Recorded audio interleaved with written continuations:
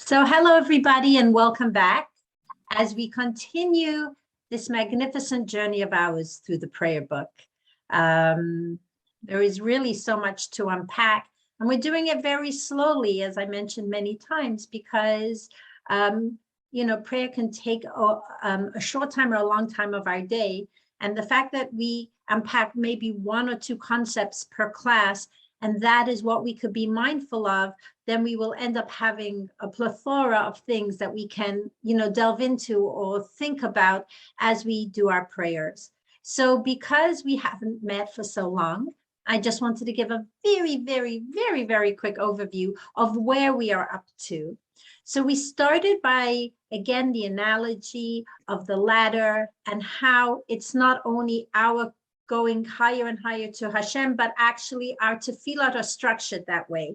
And it begins with the praise, which is also corresponding to our intellectual capacities. It goes on to all the brachot before the Shema, which is the next level. Shema has more to do with our emotions, our feeling of awe of Hashem. And now we have reached the pinnacle. We've reached the highest step of the ladder, which is the Amidah, which is where we are the closest with Hashem. And because, again, we are so close, it is a private prayer, it's a quiet prayer, it's our one-on-one connection with Hashem. Now, we also discussed that the Amidah itself is also broken down and very structured. It seems like the rabbis who put this together they knew what they were doing, and they wanted it to be in an order. They were very mindful of the way they constructed not only their tefillot, each and every, but where it went, its placement. So the opening three brachot are words of reverence, of words of thank you. And they correspond to Abraham, Yitzchak, and Yaakov. And they also correspond, Abraham, Yitzchak, and Yaakov, we spoke that each of those correspond to a different emotion that we have, whether it's chesed, which is kindness, which corresponds to Abraham. He was known as the person who was the most kind.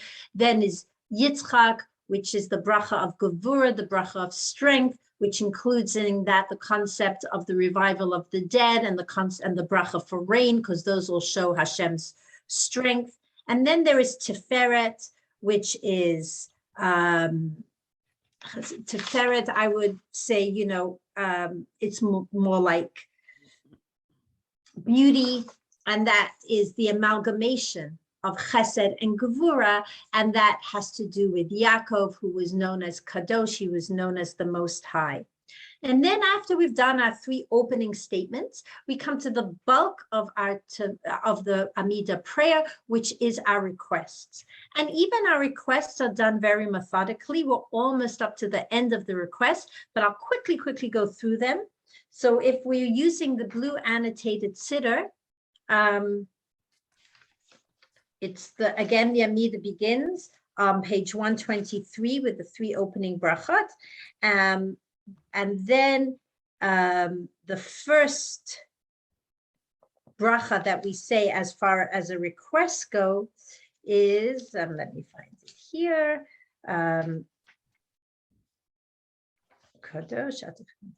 We ask God for knowledge, because having a knowledge of what to ask is the most important thing.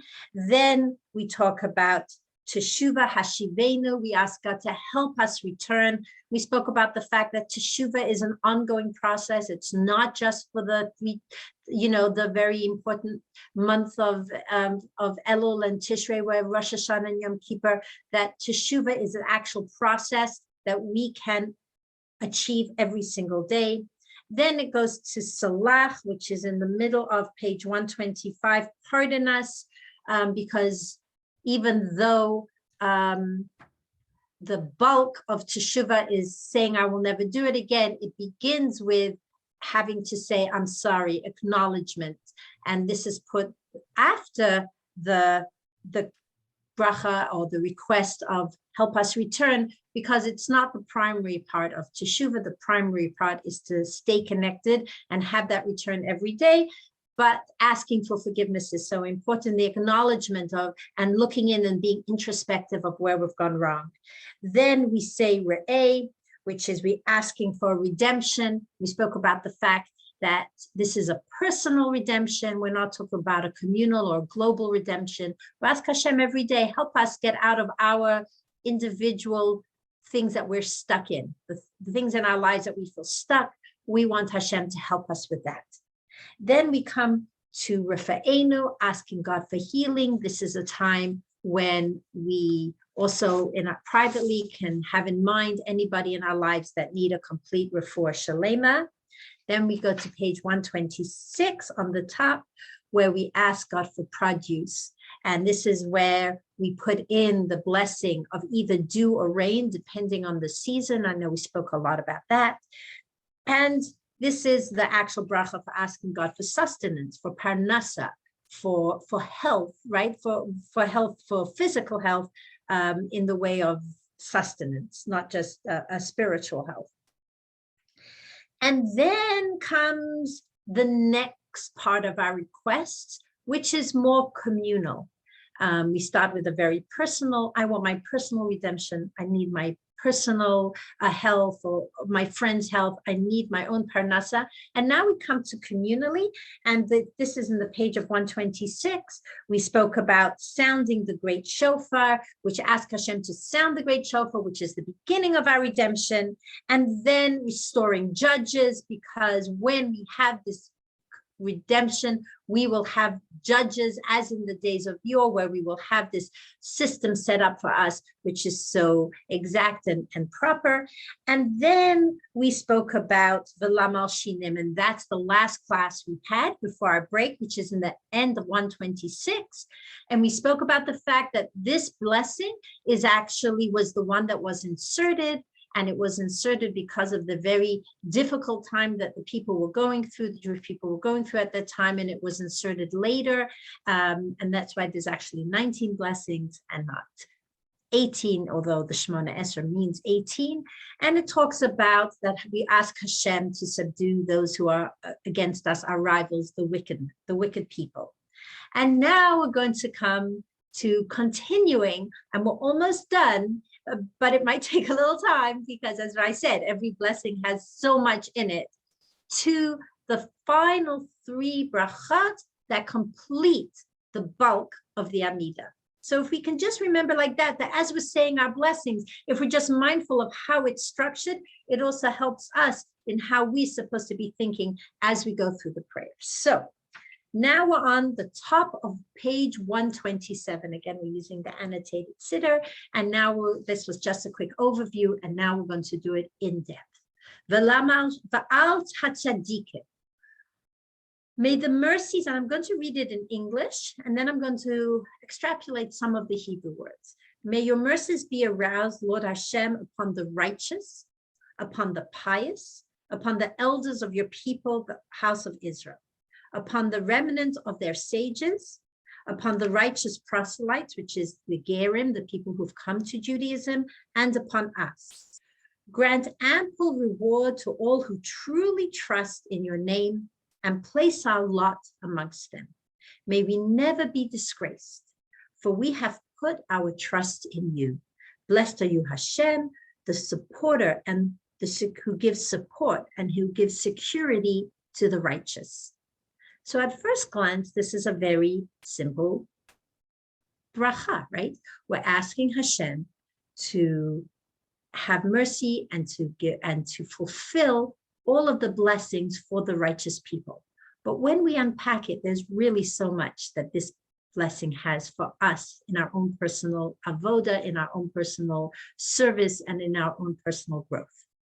The first thing I want to mention is if we look at the words, it says, Al ha-tzadikim, on the righteous, va'al ha-chasidim, and on the pious, va'al ziknei amcha beis Yisrael, and on the elders of the house. What is the difference between a tzaddik and chasidim, a chasid?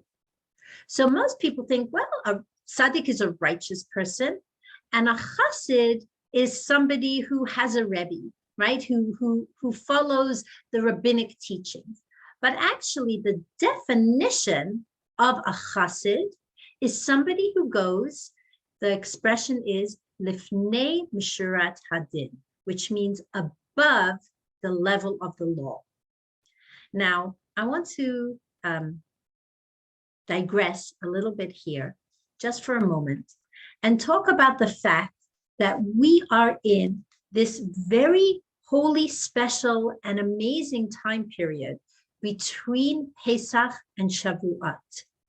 And during this time, not only do we try to say the blessing of the Sfirat HaOmer every day, and by the way, each of that, every single day of these 49 days have a different way that we can grow in our service.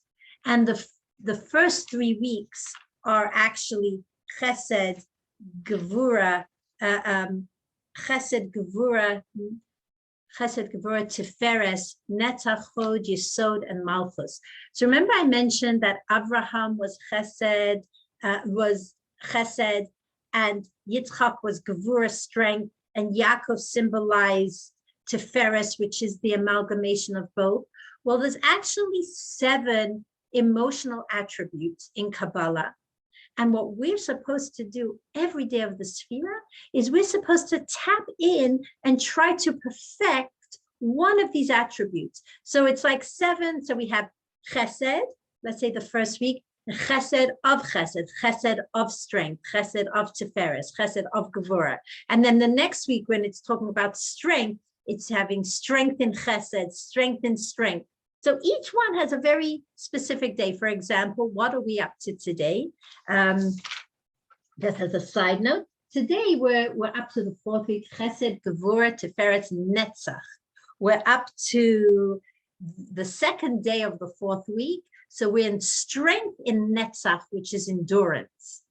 And so what we're supposed to do is say, how am I today having, endurance in where I need to be strong? Have I broken any bad habits? And that's how we work our way through these 7 weeks as we prepare ourselves for the giving of the Torah. Now, this is, quite in depth, and we could give a whole class, and perhaps I will give after we finish, like the Amida, maybe we will go on to some of the Pirkei Avot, the sayings of our fathers, which is also something that we're supposed to be learning during these weeks. But I want to tell you something that struck me, why I mentioned this, because it has to do with going back to what we're speaking about of being a chassid. What does a chassid mean? A chassid means somebody who goes above the letter of the law. What would you imagine it means to go above the letter of the law? So it's interesting. Many people would think that, well, if I'm doing this stringently, I have to be even more stringent, right? I have to put on, extra layers, not just be modest. I have to spend so much more, right? We might not understand what actually going above the letter of the law is. So if we look in the Gemara, what is it says that you should be learning in order to be this chassid, in order to be above the letter of the law? It gives us 3 things. But one of the things it says is Pirkei Avot, ethics of our fathers, which is what we are supposed to be learning now every week, a different chapter between Pesach and Shavuot. What does ethics of our fathers talk about? It talks about morals. It talks about being kind. It talks about being respectful. It talks about all these little things that you wouldn't imagine as going above the letter of the law. But not only is it above the letter of the law, it is also foundational. It is foundational to our faith. It is foundational to our Judaism. If we think about it, look at the word. It's called Pirkei Avot, which is sayings of our fathers. And it doesn't just mean, the rabbis who wrote them, who are like our parents because they teach us Torah. If somebody teaches Torah, they become our spiritual parents. What it means is that these words themselves are like an av, are like a father. In order to have children or grandchildren, there has to be a parent. There has to be something foundational. And basically what it's telling us is that if we want to be a chassid, If we want to be, like it mentions here, Ba'al HaTzadikim, Ba'al HaChasidim, if we want to be identified as a chassid, what we have to do is we have to go above the letter of the law. And what does that mean? It means being so careful in the way we treat others, because that's what the Gemara said. If you want to be a chassid, learn Pirkei Avot. In fact, it's interesting to note that the whole Torah starts with what letter? Bereshis, a bet. Now, if Hashem is so, the Torah is very, very careful, why wouldn't it start with an Aleph? Because before the whole Torah, there is something foundational, and that is Yirat Shamayim, the way we fear, our Kabbalat Ol, the way we accept, the way we treat others. That is foundational. That is the Aleph before we even get to the bet of all the Torah. So perhaps that is why this is called Pirkei Avot. And also in Torah, I'll give you an example. When we are told that there are laws we're not supposed to do on Shabbat, it's all extrapolated from the 39 malachot, the 39 works that they did in the construction of the tabernacle. Those are called the 39 malachot, and from each of those, we extrapolate another idea. So for example, the 39 are called an Av malacha, a father malacha, a foundational malacha that you're not allowed to do.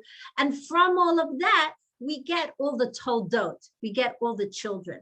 So an Av malacha would be you're not allowed to light a fire or ignite a spark. And the toldot from that would be using electricity, turning on lights, and all the things that the rabbis have said. These are what we know, all the generational, all the children from this Av Malacha. So if we are calling Pirkei Avot blessings of our fathers, what does it mean? That these are foundational.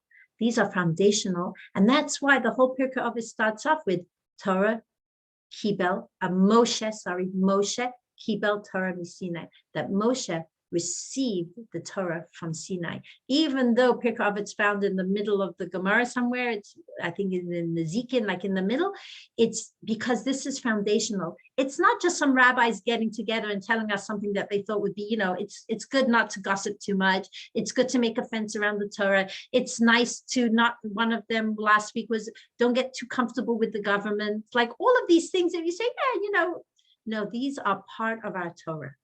So that was just a side note of what it means to be a chassid.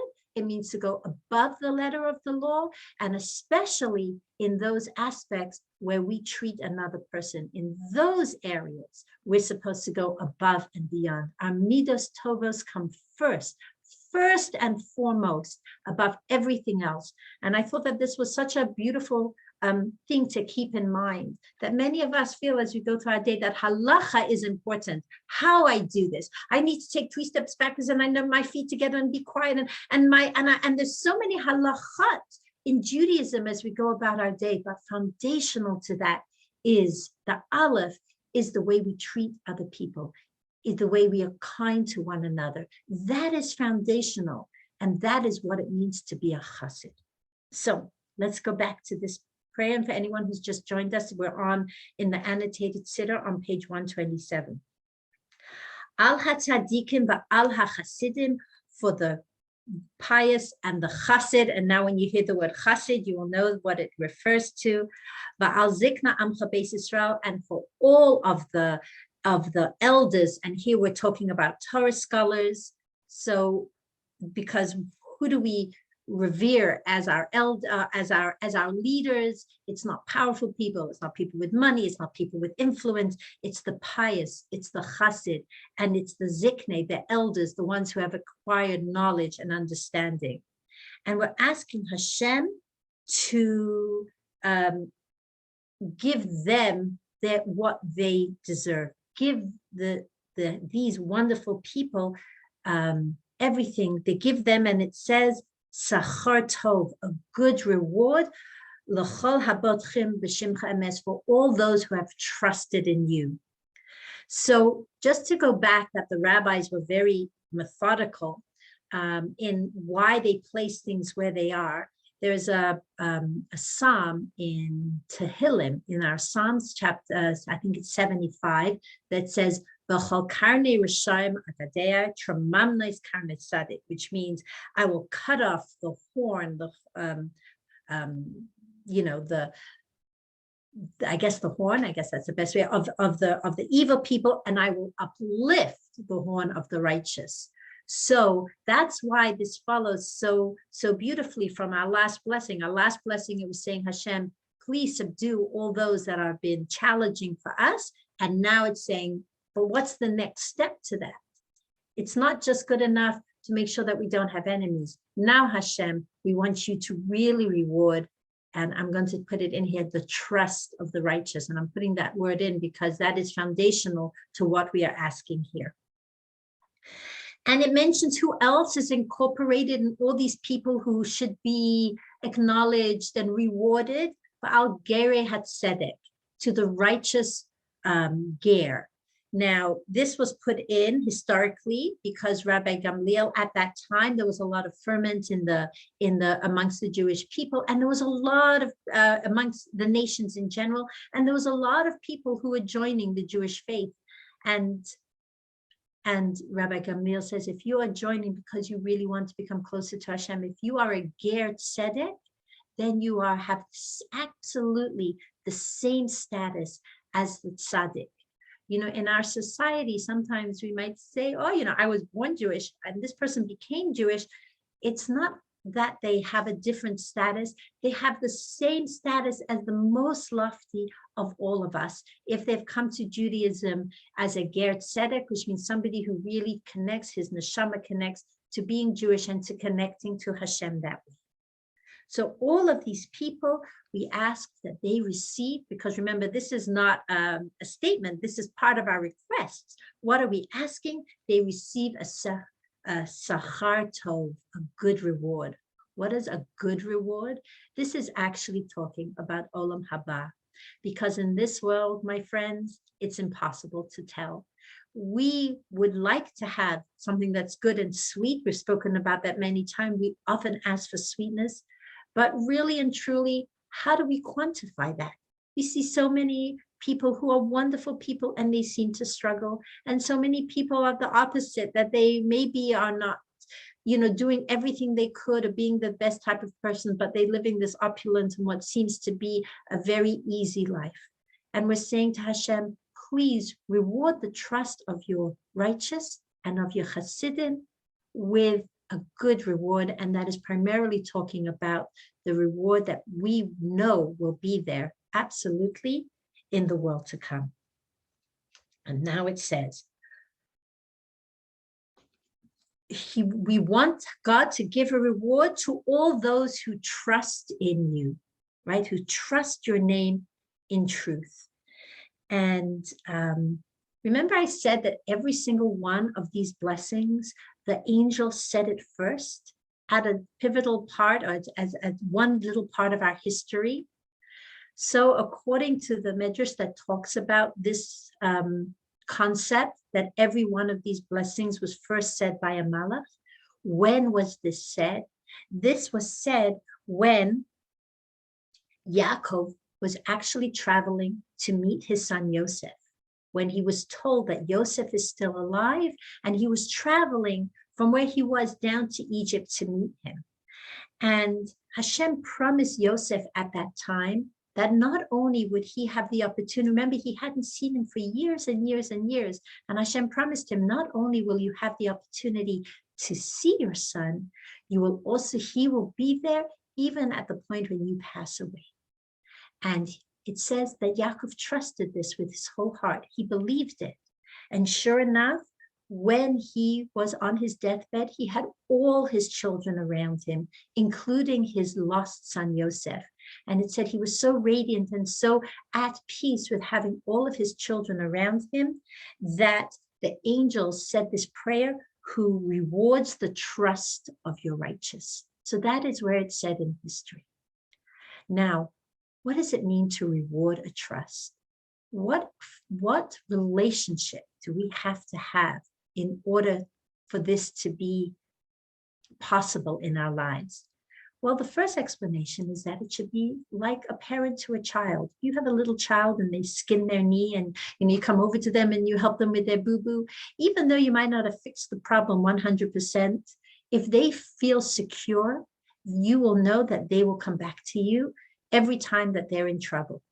So one of the foundational relationships that we have is with Hashem, and we want that relationship to be like a child who goes to a parent every single time. We might not feel it every time. Hashem might heal our boo-boo and we might still be in pain, but that being able to have that trust that this is the person or the entity to go to, that is the relationship we are talking about. But then it says, who grant ample rewards to those who trust in your name and place our lot amongst them. So we want to be amongst these people who have this amazing trust. Blessed to you, Hashem, who supports and secures the trust of the righteous. And I want to talk a little bit about what does that mean. Bitachon. Bitachon is the Hebrew word for trust. What does that mean? Well, the Tzemach Tzedek, who is the third Chabad Rebbe, had this amazing saying, and he lived his life, because they didn't just say the words, they actually lived their mantras. And his expression was, and I'm sure you've heard it before in many of the classes, Trach gut, vet sein gut. Think good, and it will be good. Now that sounds, on one hand, very, very simplistic. And it's not simplistic. That's the first thing I want to share with you. And the second thing I want to share with you is that it is a full avoda. It is our whole service. It's our whole work for ourselves to think positive and to create positivity in our lives. So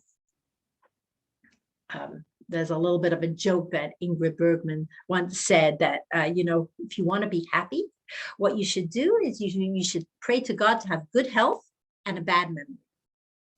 But in truth, I want to counter that.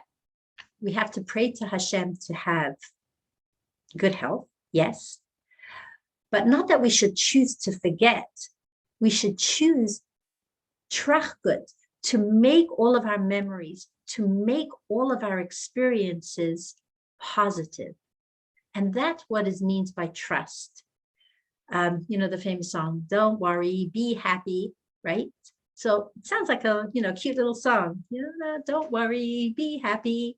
But how does one be happy? It's exactly as the song says, don't worry. Worry means that you don't have that bitachon. You don't have that trust. It's interesting that the word for worry is daiga. Let's take the letters. What letters are that? There's an aleph in there. There's a gimel. There's a dalet. And there's a hey. So what of the first 5 letters of the aleph bet is missing? The bet, the bitachon, the trust. When you have worry, it means that you're lacking in that trust. Now, again, why are we asking that Hashem should reward the trust of the righteous? We're saying not just that he should reward the trust of the righteous, we're saying, Hashem, help us with this. This is a real avoda. This isn't an easy thing for us, but we know that we're able to do it. The whole story of Purim was about concealment, right? Everything was hidden. The name of Esther means concealment, and God's name isn't mentioned. And yet we have to look deep in this concealment. And guess what? We have the happiest of holidays. One of the only holidays that will be around when Mashiach comes. It is such a happy holiday, but we had to look, we had to find the joy. So life isn't always easy. Says, and I just like this analogy. If you ever been to a doctor, and he puts a heart monitor on you, and God forbid, he gets a straight line. It's really terrible, right? No one wants to be flatlined. Everyone wants their hearts to go up and down and up and down and up and down, because that's life. And that is us for life as well. No one has easy sailings. It's impossible to go through life flatlined. God didn't make it that way. In fact, when God created the world, what does it say in the Torah? Vayehi erev, vayehi boker, yom echad. There was evening and there was morning, one day. In order to have a day in existence, you are going to have evening and you're going to have mornings. There's going to be highs and lows in one's life. That's inescapable. That is life. But with all the highs and lows that we have, we can choose. We can choose our thoughts carefully. We can choose our attitude. We can choose that bitachon. And the Tzemach Tzedek went a step further. He says, if we choose that, that will actually create a whole different reality for us. It might not take away all our pain, but it certainly can change our reality. You know, inherent in the word nisayon, which is a challenge, is the word nes, which means miracle. We have an opportunity in our lives every single day that whatever challenge we're faced that day, and it could be monumental challenges, or it could be little challenges. I have a stiff back. I didn't get what I needed. We run the gamut of challenges from big to little to easy to hard. No one escapes challenges, but it is our thought that helps us. And how do we get that good thought? Is through the bitachon, is through the trust. Do you know that we have 70,000 approximately? That's what the scientists have said. I've looked it up. Approximately 70,000 thoughts that go through our mind a day. But that's so much. So what are the rabbis saying? Just like when you go to a supermarket and you'll see a whole tray of tomatoes there. And some will be green, and some will be bruised, and some will be long, and some will be yellow, and some will be red, and some will be perfect. We can look through them and we can pick which ones we want, and that's the ones we want to take home. We don't have a choice of everything that's going into our mind every day. Of the 70,000 thoughts, we don't have necessarily a choice in that. But just the same way, we have power over what we say. And just the way we have power over the way we behave, we have power over what we take home, over what we dwell on, over what thought we want to nurture. So we are able to choose our thoughts in that way. Trach gut, think positively, have that bitachon, vet sein gut, and your whole day will be that little bit different. Magnify the light. Choose every single day to say, okay, today I know there's so much negativity. I want to focus on this one positive aspect and make my day the best that it can be. And if we do that, then God will surely reward us. And that's what we're asking for Hashem. Reward those who trust in you, bitachon, who have that bitachon and who are able to make their day the best that it can be. So I know I've spent a long time on this one blessing, but I thought it was so beautiful that for us, if we're going to take one thought from our tefillot, and now we're going to be starting again, and okay, we've remembered some of the classes, and I'm going to be doing the Amida today, and it says, who rewards the trust of your righteous, saying, God, help us with this. Help us be a little bit more positive. Help us have good thoughts. And that's the blessing, that's the request that we get from the Ba'al HaTzadikim, Ba'al HaChasidim. So we're very close to finishing the last three. Well, it's really three, but it was two, and that we will discuss next week. I want to thank you so much for joining our prayer as we continue our journey through the prayer book. And thank you so much, and looking forward to our class next week.